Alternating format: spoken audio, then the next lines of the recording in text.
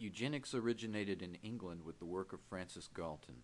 He studied traits and family lines and began the nature versus nurture debate. He focused on twins to answer the question of what was more powerful, heredity or environment. He proposed positive eugenics, encouraging the reproduction of eminent men and their families, whose accomplishments he had tied to the progress of civilization. He cautioned against drawing premature and harmful conclusions from his work, but like his cousin, Charles Darwin, his work was used as justification for some of the greatest crimes in history. Negative eugenics is the application of means to discourage the breeding of the unfit, including anti-race mixing marriage laws, segregation, sterilization, and euthanasia.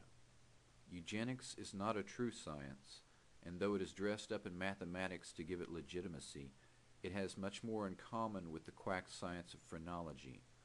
Phrenology was the study of the size and shape of the human head to determine intelligence and character. The industrial age had thrown millions of people off the farm and into the city to work in low-paying factory jobs. The sheer scale of the problems of mental illness, alcoholism, and crime seemed overwhelming.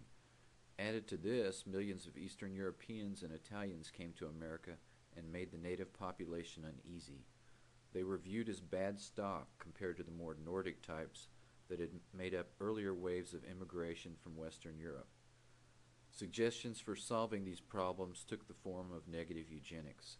However, the eugenics movement's leaders were smart enough to realize that America was not prepared for euthanasia. The eugenics movement took shape in America with the founding of the Eugenics Recording Office at Cold Spring Harbor Laboratory in 1910 by Charles Davenport, with money from the Carnegie Institution. The ERO compiled millions of files on ordinary Americans. The adherents of eugenics included some of the most influential doctors and scientists of the era, including Alexander Graham Bell, Luther Burbank, W. M. Kellogg, David Starr Jordan, the president of Stanford University, William Welch of Johns Hopkins University. Professors at Harvard, Columbia, Yale, and other universities taught 375 courses on eugenics. The hypothesis that mental illness, crime, and poverty were inherited factors and could be cured through negative eugenics had been by the 1920s accepted by American society as fact. Contests for fitter families were common at state fairs, and eugenics publications and ideas were widespread. This could not have been possible without the hard work of many eminent men and the application of large amounts of money. The great fortunes of the Carnegie Institution, the Rockefeller Foundation, Harriman family, Ford Foundation, and others funded the ERO, the American Eugenics Society, the American Eugenics Party, and others. The American eugenics movement actively encouraged foreign countries to participate, concentrating most heavily on Germany. The opening address of the Second International Congress of Eugenics in 1921 was repeated in German. Only 3,000 people had been forcibly sterilized by the time the famous case of Buck v. Bell reached the Supreme Court. Carrie Buck was a 17-year-old girl who had become pregnant out of wedlock in 1920s Virginia. She was ostracized by her community, and her baby, Vivian Buck, was reported to the ERO as appearing not normal. Carrie and her mother's files were examined. Both had previously been classified as morons, and court proceedings were begun to have Carrie forcibly sterilized without examination. Supreme Court Justice Oliver Wendell Holmes delivered the famous verdict of the court in 1927. It is better for all the world if instead of waiting to execute degenerate offspring for crime or to let them starve for their imbecility, society can prevent those who are manifestly unfit for continuing their kind. The principle that sustains compulsory vaccination is broad enough to cover cutting the fallopian tubes. 3 generations of imbeciles are enough. This decision validated Virginia's Eugenical Sterilization Act and set in motion the forced sterilization of 60,000 American citizens. Eventually, similar laws were passed in 33 other states. Carrie Buck was not a promiscuous and disruptive moronic slut as she had been portrayed at trial by the testimony of her school superintendent. She had in fact been raped by her foster family's son. She had been on the honor roll. Her forcible sterilization was a result of lies, incorrect diagnosis, In a plot to pass the Virginia law, a review of the case uncovered a conspiracy between Carey's defense lawyer and the colony of Virginia to ensure the constitutionality of the Virginia law. The state was trying to save money by sterilizing the growing population in its mental health facilities. The greatest impact of Buck v. Bell was in Germany.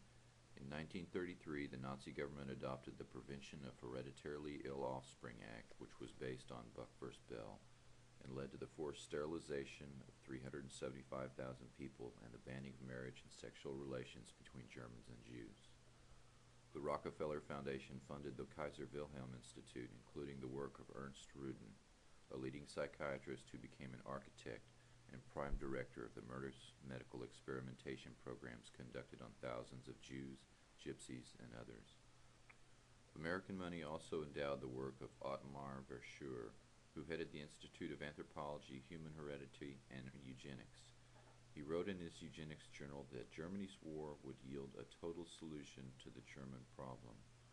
Verschuer had a longtime assistant. His name was Joseph Mengele. On May 30th, 1943, Mengele arrived at Auschwitz. Verschuer notified the German Research Society. My assistant, Dr. Joseph Mengele, MD, PhD, joined me in this branch of research. He is presently employed as captain and camp physician in the Auschwitz concentration camp. Anthropological testing of the most diverse racial groups in this concentration camp is being carried out with the permission of SS Reichsfuhrer Himmler. Mengele began searching the boxcar arrivals for twins. When he found them, he performed beastly experiments, scrupulously wrote up the reports, and sent paperwork back to Verschuer's institute for evaluation. Often cadavers, eyes, and other body parts were dispatched to Berlin's eugenic institutes. Several doctors who had been sent to Auschwitz for aiding Jews worked as his assistants and described him thus. His experiments and observations were carried out in an abnormal fashion.